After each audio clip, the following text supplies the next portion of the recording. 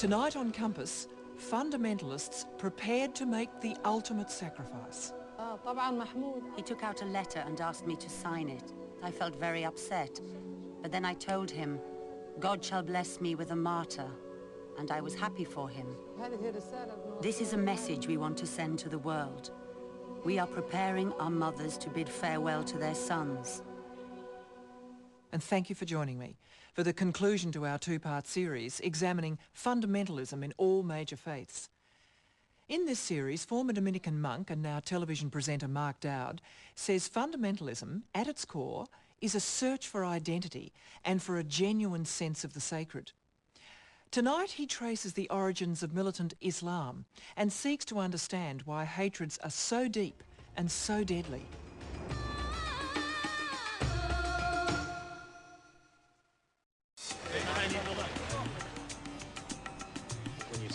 In the 21st century, one word has gripped the imagination of the world.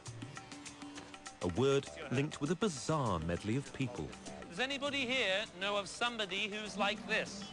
George Bush. Anybody else? Tony Blair. Hitler. Blimey. So we've had George Bush, Tony Blair and Adolf Hitler. That's an interesting triumvirate. Ahmadinejad, the president of Iran. You think of the president of Iran. What's the thought that comes into your mind, sir, when you see that word? Arabs.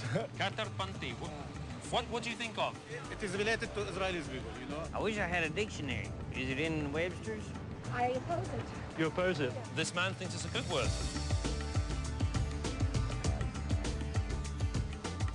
Any idea what that word means? In one way, every believer, whatever your tradition is, should be a fundamentalist, because faith is essentially taking a fundamental stand about life. It's religion's very own F word. Just who are the fundamentalists? Are they necessarily violent? And why are they growing in such numbers across the world's major religions?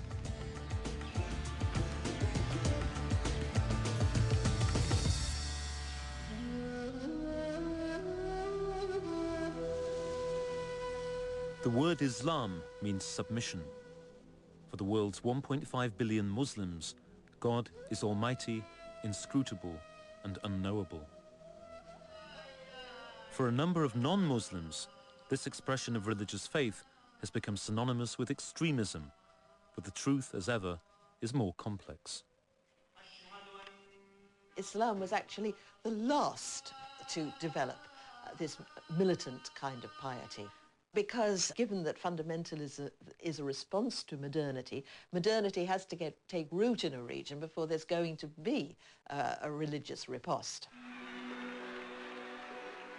The F word was rarely invoked by Westerners in reference to the Islamic world until events in Iran. In 1979, a corrupt and unpopular secular regime headed by the Shah was toppled by the Ayatollah Khomeini. The Iranian Revolution was a pivotal moment. This was quintessentially a modern movement, and Ayatollah Khomeini, typical fundamentalist, was deeply unorthodox. For centuries, Shiites had separated religion and politics as a matter of sacred principle. In declaring that a cleric could be head of state, Khomeini was flying in the face of this sacred tradition. Khomeini had fomented revolution from exile in Paris by circulating cassette tapes with rousing messages among the population. His own 10-year regime was to mirror the cruelties of the Shahs before him. But in giving the USA a bloody nose, Khomeini had shown Muslims the world over that Western-backed rulers were not invincible. Militant, political Islam was now on the march.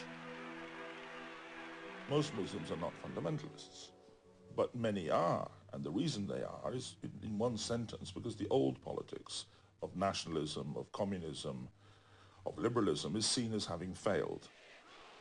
In Arabic there is a word usuliyya, which is the literal translation of fundamentalism. But the key point is it doesn't just mean a return to the holy text, the literal reading of the text about, for example, the nature of God or when the world was created. There's a second theme, and the second theme is that this literal reading can be used to create a society and a state and a politics today. which is precisely the goal of Saudi-born Osama bin Laden. Spurred on by Mujahideen's success against the occupying Soviet forces in Afghanistan, bin Laden cultivated a simple message by endless video clips, which some argue was inspired by aspects of the very godless regime he and other fundamentalists had helped overthrow.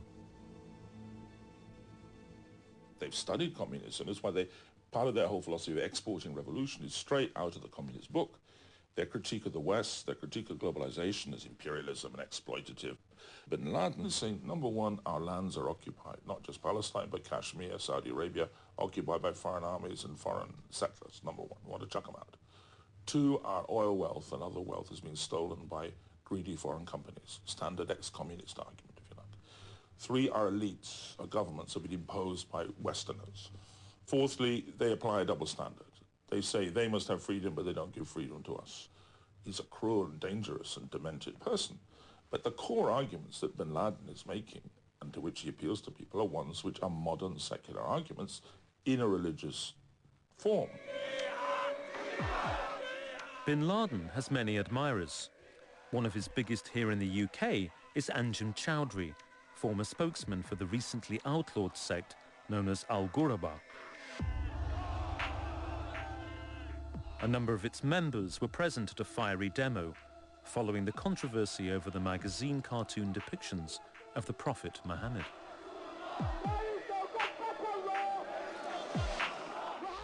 I'd heard the Prophet was used to fending off insults with smiles and kind words.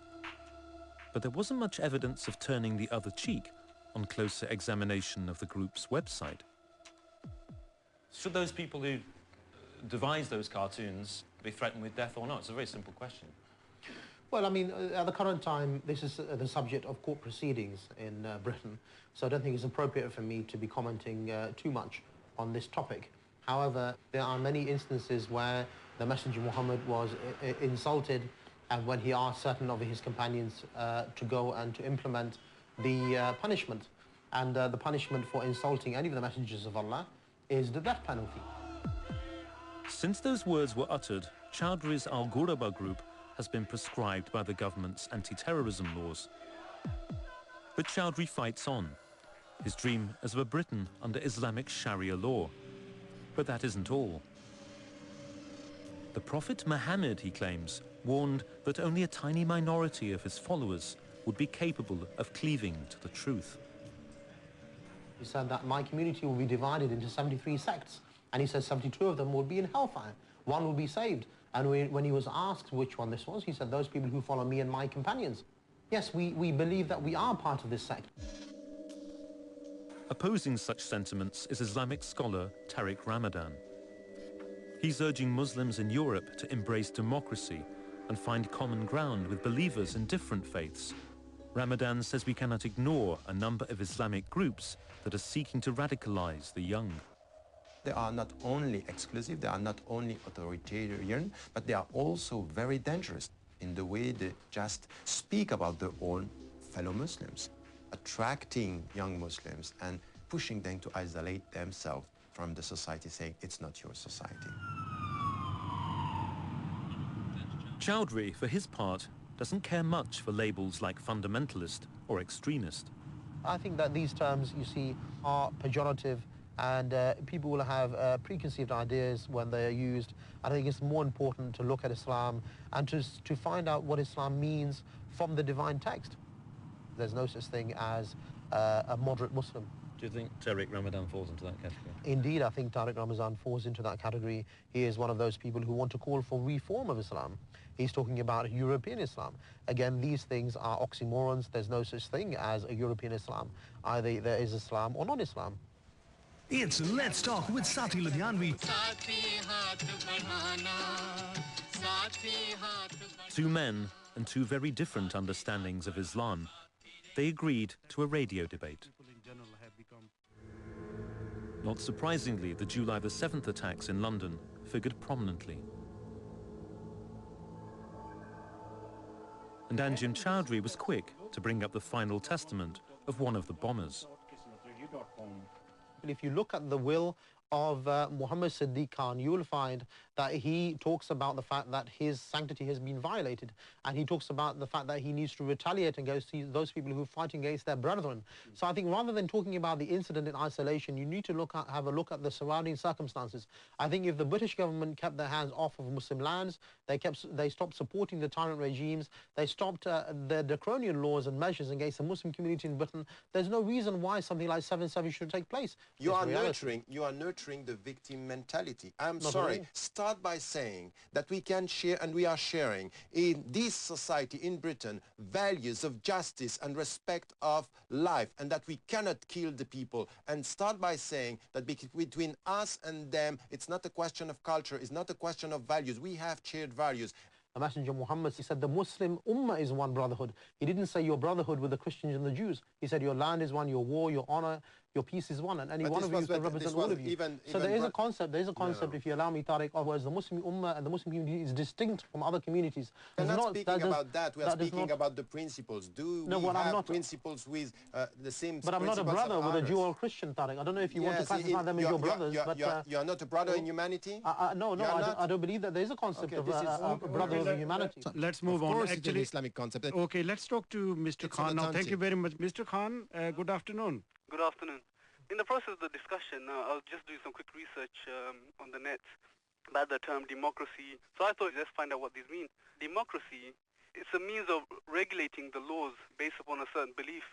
So when Mr. Tariq, when he is calling for democracy, is he calling for democracy where we have to obey man and not God? It's a deep question, and you cannot just go and rely on internet. We have to rely on human rationality in the way we are trying to be faithful to the Islamic principles. This was the case throughout the Islamic history. So don't come with simplistic perception, quoting the Quran, and the only fact that you are quoting the Quran is the very way to implement it in our time. It's just incredible. I think, Tariq, rather than attacking our callers for a very, I think, honest and pertinent question, you know, the fact is that the caller, I think, is absolutely right. Democracy means power for the people to implement their own law and order. That is anathema to Islam and Muslims, and I think that you should own up to the fact that you cannot use democracy in that sense.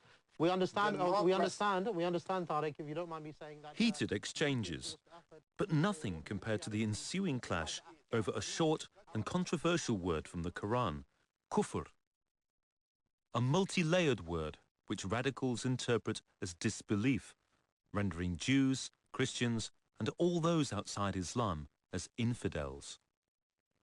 You do have a principle, a qaida in Islam, that whatever emanates from non-Islam, even if it agrees with Islam, is kufr. So, and whatever differs is kufr, whatever agrees is kufr. Where you are coming? That is a principle. Who is saying that? If someone who is a non-Muslim is just, is it Islamic? No, but respond to this question. If someone who is not Muslim and he's promoting justice, is justice or is it kufr? It's kufr. Even if it agrees with Islam, it's kufr. You are the danger for us. I'm sorry to say that. Okay, yeah.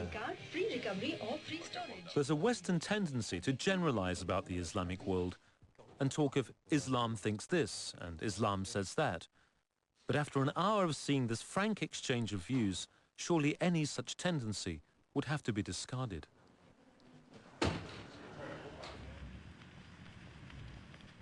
The following day, I caught up with Anjem Choudhury in his East London neighbourhood. A lot of what you say reminds me of a woman I met only recently in the United States. She's a Christian fundamentalist, embattled. She thinks she's got, you know, the right take on her own faith. There are other Christians who are all wrong, other religions are wrong. It's an extraordinary parallel, if you don't mind me saying so. Well, absolutely, because... But you accept that analogy, that parallel? No, I accept the fact that there has been a struggle between good and bad, between the truth and falsehood, between the revelation and people's own desires and their own, you know, made-up religions since the beginning of time. And that conflict will not end. And we believe that that struggle will be an intellectual one, it will be a military one, it will be on state level, it will be in your lives on an everyday basis. And welcome to this magnificent 19... On the 2-year anniversary of 9/11, Anjem Choudhury honoured his holy warriors who had attacked the Twin Towers. We are here to talk about the Magnificent 19, those who 2 years ago today split the world into two camps, into the camp of Islam and the camp of non-Islam, or kufr. If you continue to support your terrorist regimes and your terrorist leaders like Tony Blair, and the Pharaoh of today, George Bush, then you will invite the wrath of the Mujahideen upon you.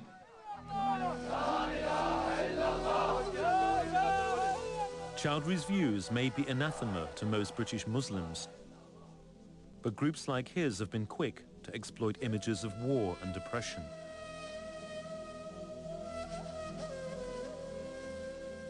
Images which have changed our world irrevocably.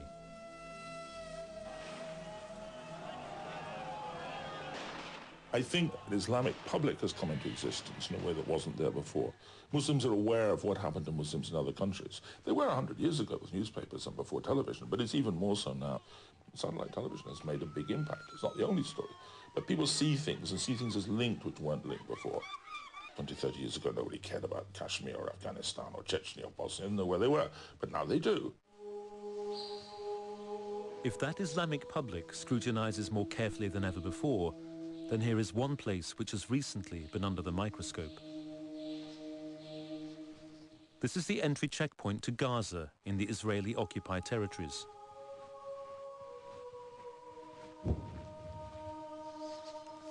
I first came here in 1981, but access has changed out of all recognition. Gaza is like a hermetically sealed container. And it's not just the security landscape that has changed.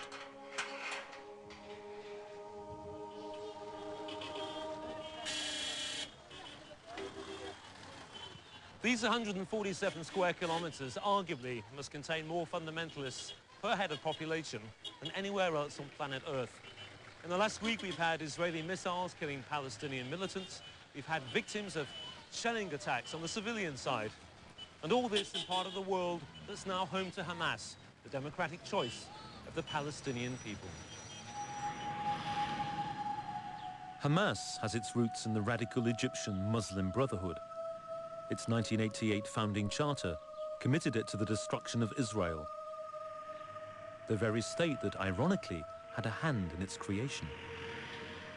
Hamas initially began not by attacking Israel, but by attacking the PLO. And at first, Israel supported and funded Hamas in an attempt to undermine the PLO. And that tells us again that we've got to treat these movements with great care.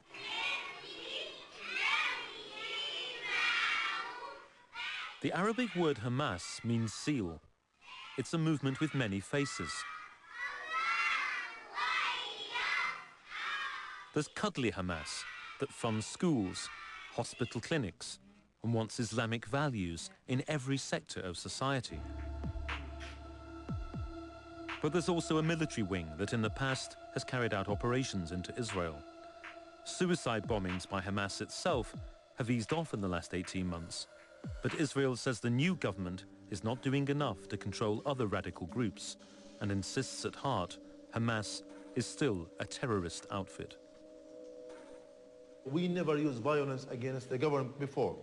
And you do have a military wing, whether we call that. Why? We are fighting against occupation. If I recognize the right of Israel, Israel recognize the right of the Palestinians, I think it is not is injustice, it's unfair. Now to put all the conditions, this government, at the same time, you never ask Israel to stop building the settlements and building the wall and to attack our people. But since winning a decisive election victory earlier in the year, it's been a torrid time for Hamas. International funds worth $1 billion have dried up, and there have been bouts of violent score settling with Palestinians loyal to Yasser Arafat. Hamas are caught in a bind.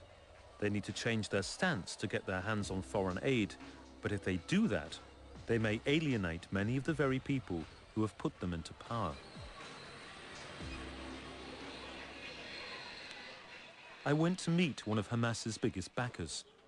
The fundamentalist support for armed struggle has gained some extraordinary recruits.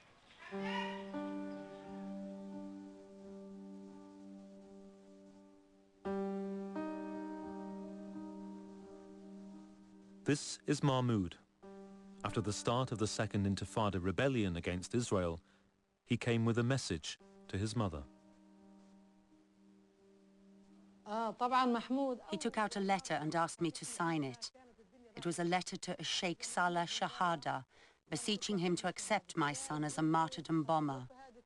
At first I felt very upset, but then I told him, God shall bless me with a martyr, and I was happy for him. As a mother, from an emotional point of view, I wanted to hold on to him. But how could I refuse?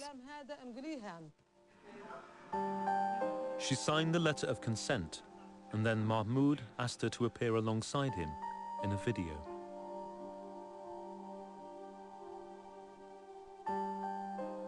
The most shocking thing for me of the video was seeing you with the gun, because a mother and a gun are two images that don't go together in my mind.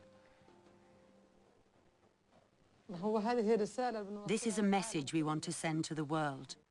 We are preparing our mothers to bid farewell to their sons. I remember reading in the papers about how the Israelis were really shocked to see the image of a mother bidding her son farewell before an operation. They were really threatened by that. People have got used to Palestinian mothers crying and tearing their hair out.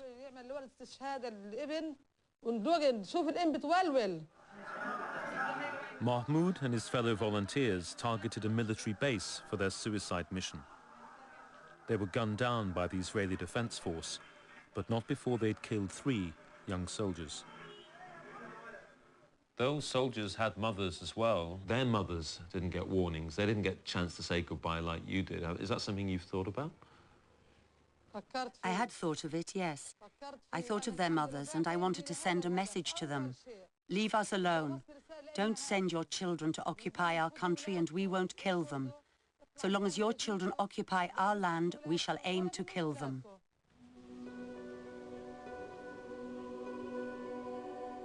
In the cemetery in the heart of Gaza City, many of the headstones reveal the names of Palestinians now seen as martyrs.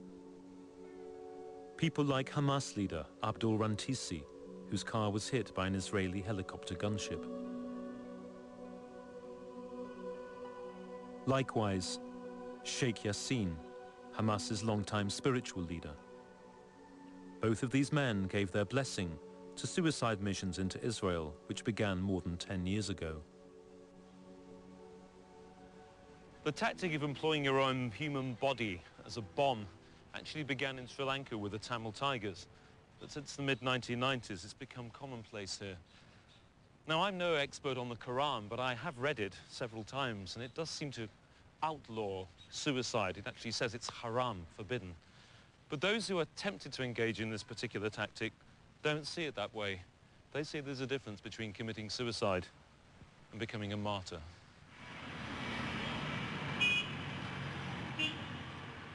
What is it that determines why some young men, and now even women, volunteer? It'd be easy to say desperation and poverty, but the uncomfortable fact is that violence and sacrifice have always played an integral part in man's religious identity, all the way back to the most primitive of sacred rituals. All religions emphasize the importance of self-sacrifice. There is that potential to do something you know, extraordinary, or to commit an atrocity because you feel you're redressing an injustice, or you're justified by the asymmetric balance of power or whatever. You know, the human mind is such that I think the logic can get so twisted. So-called martyrs and their families are now the celebrities of society. The world has been turned on its head. To be associated with someone who dies is to live.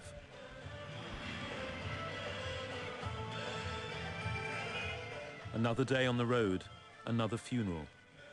This time for Ibrahim Massoud, killed in an operation only 24 hours ago in Dugit after an attack on the Israeli military. I feel sad. It's odd.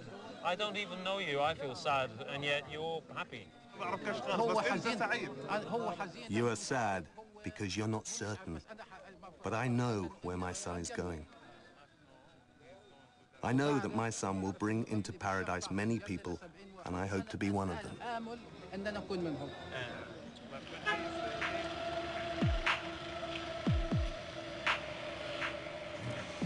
This man was the bodyguard of the assassinated Hamas leader, Abdul Rantisi, who has now opted for a slightly safer way of earning a living. Mohammed proudly displays the image of his former boss and other so-called martyrs on his salon wall. Do people ever come in here and give you a hard time and think it was not a very good thing to have these on the wall? Yes, that happens. But people also come in and point to the pictures and ask for a haircut based on a martyr they see before them. All these people are holy, especially Dr. Rantisi and Sheikh Yassin. How many children do you have? 4 boys and 2 girls. What happens if they wanted to volunteer to become martyrs, as you put it? Is that something that you welcome? It would be an honor to have any of my children become a martyr.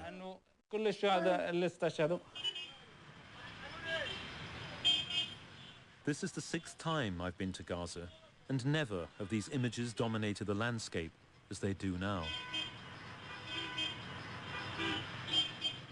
You couldn't get a better example of how the image of the martyr, the suicide bomber, if you like, has been accepted into mainstream culture. Here it is on buses. We've read in the last week about how poetry competitions have been named after them, tennis tournaments, football tournaments. It seems to permeate every aspect of culture in this place.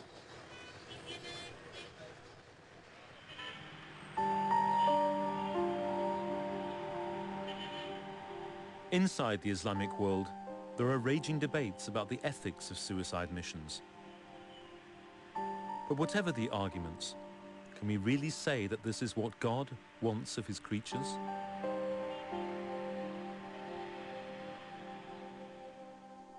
This, of course, is only one side of the story. In the battle for land, there are readings of sacred texts by devout Jewish believers which ensure that the fundamentalist take on the world shows no sign of relinquishing its grip.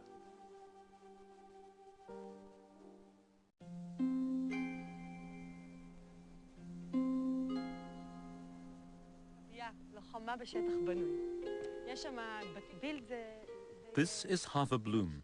She's 33 and recently lost her young husband to cancer. Hava lives in Padwell, a settlement in the occupied territories, with her 6 children. There are all these mosques around. I can count 9. I think when I stood here before, I was one there and one over here. And here. Just over here as well. In the past, the odd outing would bring her into contact with her Palestinian neighbors, but not anymore. But it's very near, isn't it? It's like a kilometre away. But now they want to kill us, and they're killing us. Do you understand why they want to kill you? I don't know. You don't understand? No. No. I don't understand anybody he wants to kill.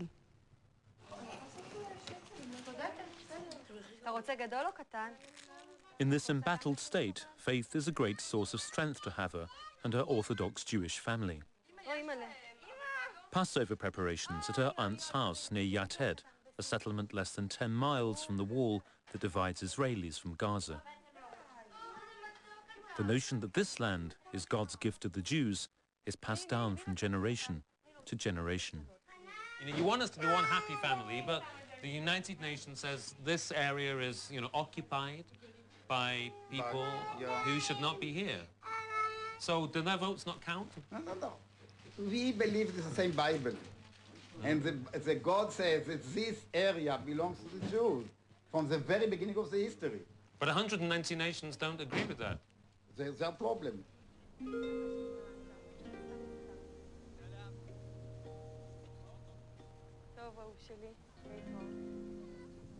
A 10-minute drive from their aunt's house, and Hava and her family have not a care in the world.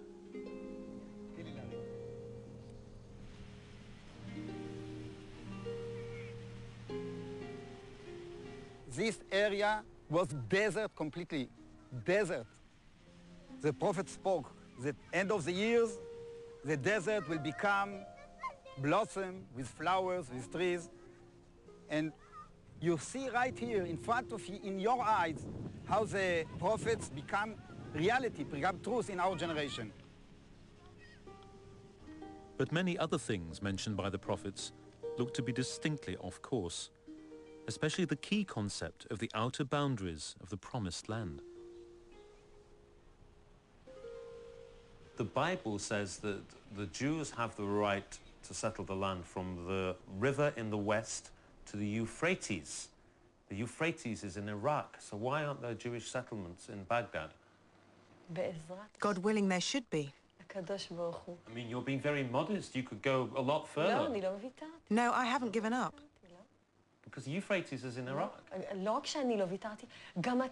You shouldn't give up, and neither should any other nation.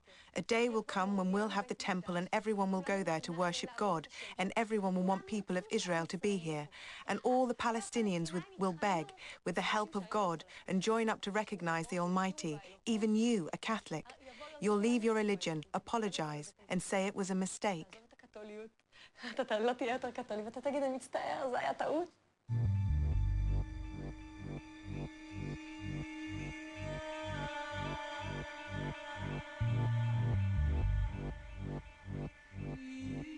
The perils of literal, uninterpreted sacred texts are no more apparent than in the 6th book of the Old Testament, the book of Joshua, which describes what happened when the Israelites battled their way to the Promised Land.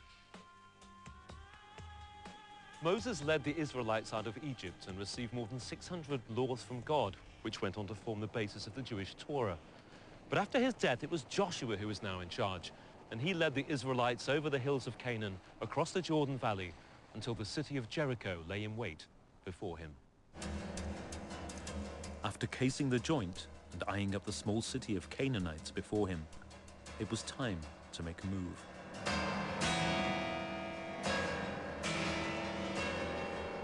After a long blast on the horn of a ram, Joshua led the assault and spared nothing before him. Chapter 6 of the book of Joshua. And they utterly destroyed all that was in the city as an offering to God. Young and old, men and women, sheep and ox and ass, all were put to the edge of the sword.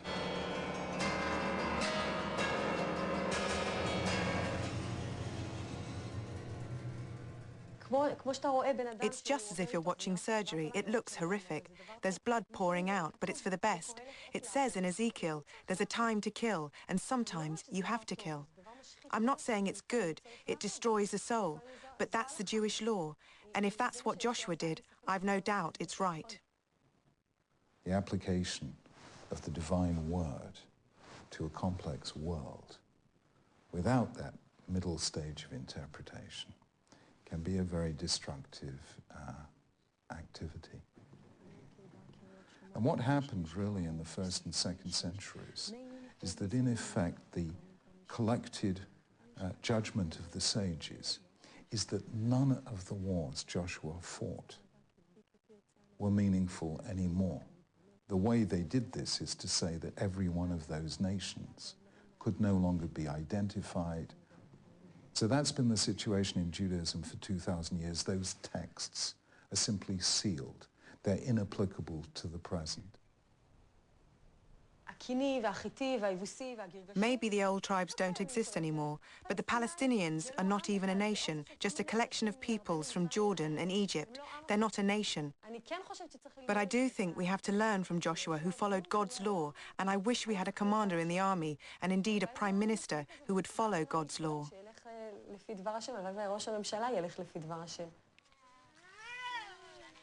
For a woman who first began by telling me she couldn't understand why people kill one another, Heather, with the aid of her Bible, had sure made up ground fast. Her world is one where she lives in a small community of like-minded religious people. Padwell is home to around 500 families at most. Could you live in Tel Aviv? No, never. Why never. not?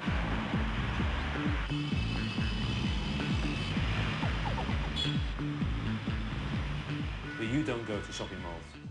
When I need, I have to do it, but I don't like to do it. How do you feel when you're inside a shopping mall? When you look around at all the clothes and the money and all the people, what's going on in your mind? Confused. So many voices, so many colors.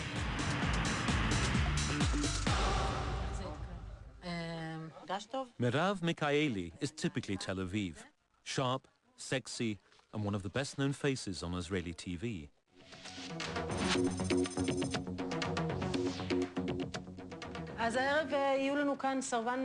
She's an arch feminist and has no time for religion in her own life, but she concedes that faith often gives the upper hand when it comes to fostering a deeper sense of Jewish identity. Secular people are the ones with the inferiority complex because it's as if the religious people have the ultimate claim for what's Jewish and morally Jewish and whatever. The settlers, they're very, very self-assured and they're because they have a strong belief, and I think they feel very close to God in a way. But as somebody who doesn't really believe in God, I mean, how do you feel the way that God enters into these discussions? I mean, people believe in God. Fine. Let them. It's what you do in the name of God that's the problem, not God itself, of course. On Merav's show tonight, a Palestinian and a young Israeli activist launching a new initiative for peace. Such images of harmony are rare. The celebrity newscaster voices apocalyptic fears about the long-term prospects for her country. Do you see peace in your life? What, here, you mean? Well, actually, I'm not sure that the state of Israel will last if the occupation doesn't end. It's affecting the Israeli state very, very deeply already. Many, many terrible things are happening, and that's because of the occupation, because people, you know, as a people, just as human beings, cannot handle everything. And the money goes there, and the efforts go there, and the energy goes there, and there's nothing left in here, so it won't last. I was keen for Merav to meet up with Hava and see what grounds for accommodation, if any, there might be between a secular feminist and a religious settler with 6 children. I just feel sorry for her that she hasn't used her womb and her breasts to give birth and feed a baby, because it's the best experience I've ever had. And believe me, I've had fantastic experiences. Do you respect the choice that she makes as an equally valid choice, or do you think she's somehow enslaved by her thinking? It's not my thinking that she's slave, because the man says, thank you for not making me a woman or a slave.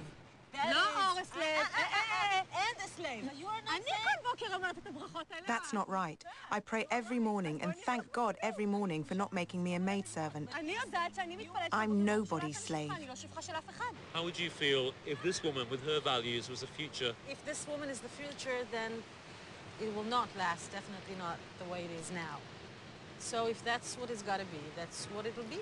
Then people like me will probably go elsewhere to look for their lives. And they will probably be happier, or I don't know, maybe not. No, you're framing me here. Look, if the country reflected my values, it'd be a happy place based on faith. I love every person because of who they are. You don't love Palestinians, just Jews. No, I love Jews and Arabs, everyone, as long as they're defending me. But the Palestinians are murdering us, so I find it hard to love them.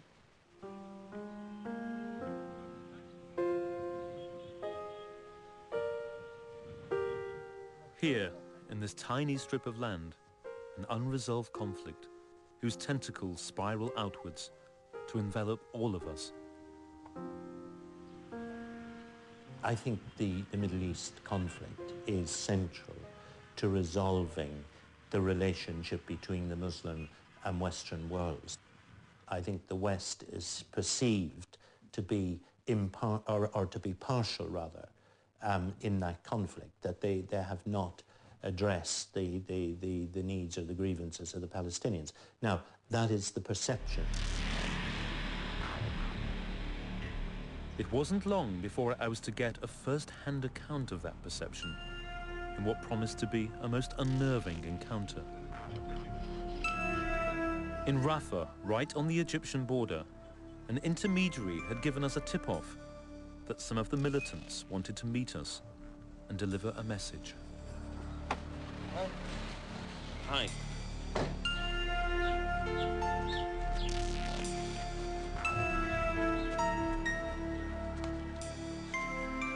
In the narrowest of alleyways, hopefully out of sight of any patrolling Israeli helicopter gunships, two young men awaited me. They were, I was told, volunteers from Islamic Jihad.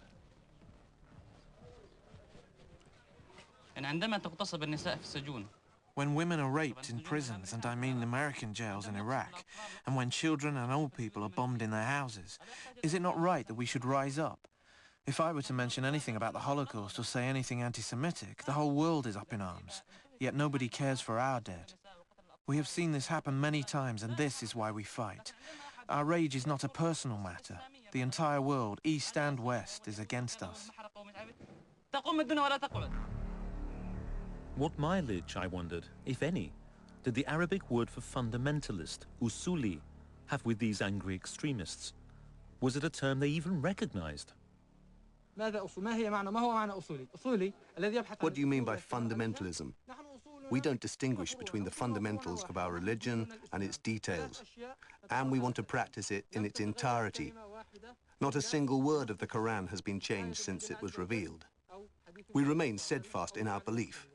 If that makes us fundamentalists, then we're fundamentalists. But these young men made it clear to me they weren't just engaged in a defensive battle for land. They viewed their struggle in much more cosmic terms. My problem is not one of occupation. If the occupiers left my country, I would follow them. My battle is a struggle between truth and falsehood, between virtue and evil. God is the guardian of those who have believed. He shall deliver them from darkness into light. The infidels will burn in hell. If believing such things makes me a fundamentalist, then I am one. If that makes me a terrorist, I am a terrorist. This man was educated, he was bright and well-read. Yet his last words betrayed an utterly polarized view of the world, the result, perhaps, of a near-fractured psyche. Was he born like this?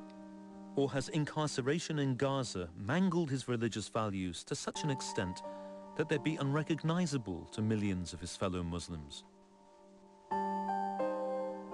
And is this to be his fate too, in years to come? Do we look on hopelessly at the onward march of militant piety, or is there still a way out? You can't put the fundamentalist genie back in the bottle. The fundamentalism is here to stay. Only a tiny, tiny proportion of people we might call fundamentalists take part in acts of terror and violence.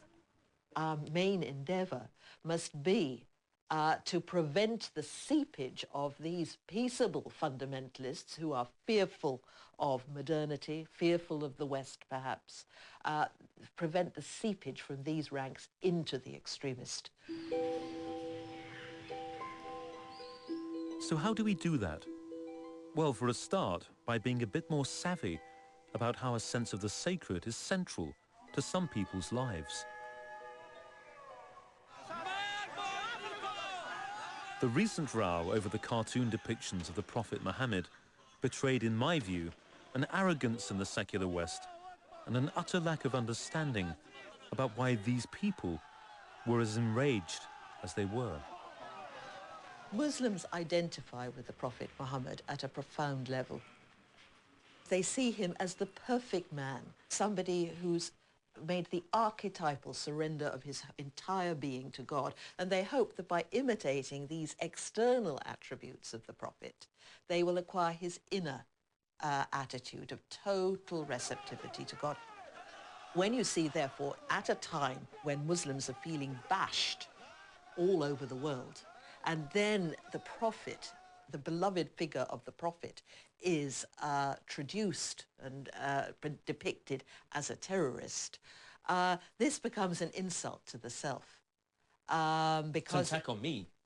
It's an attack on me. It's at a deeper level than the rational. We've also got to be much more assertive about teaching the dangers of literalism in sacred texts. Centuries ago, we relied on teachers for interpretation. But given the printing revolution and modern technology, all of us can now grab a neat-sounding one-liner out of context and use it to justify a course of action we've already predetermined. What we have to do is use the resources of religion itself to interpret and reinterpret and make sure that we're understanding what God wants from us here now, which is not what he wanted from us in some other place, in some other time. A religious leader is a guardian of the word, and to leave the word without interpretation is like leaving nuclear fuel without insulation. And can we instill into the minds of those who would maim and kill in God's name a warning about how their actions today can rebound on their descendants decades, even centuries ahead? What goes round comes round, and you don't have to subscribe to the full-blown theory of karma to see how this can work in the world.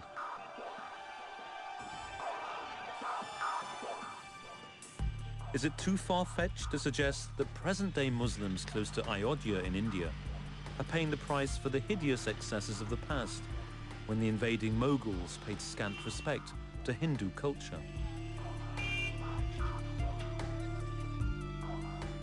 Some conflicts remain localized, but others in a world of instant news, where images can appear on mobile phones within minutes on the other side of the planet, are the stuff of a common thread. This is the legacy of the ongoing Israel-Palestine struggle. If the planet were a human body threatened with a raging cancer, the doctors would locate this small piece of land on the eastern Mediterranean as the place from where the recovery surely has to start.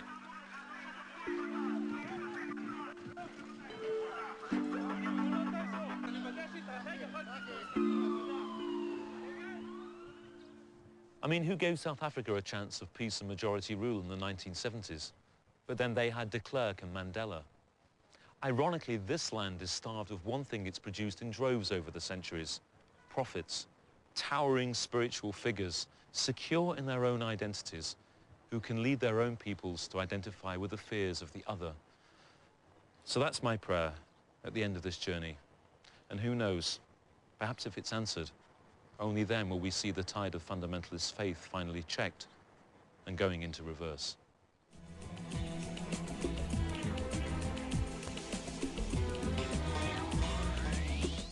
Tomorrow on Australian Story, License to Kill. 2 strangers, an unprovoked attack, and an outcome that defies belief. Don't miss Australian Story tomorrow night at 8 on ABC.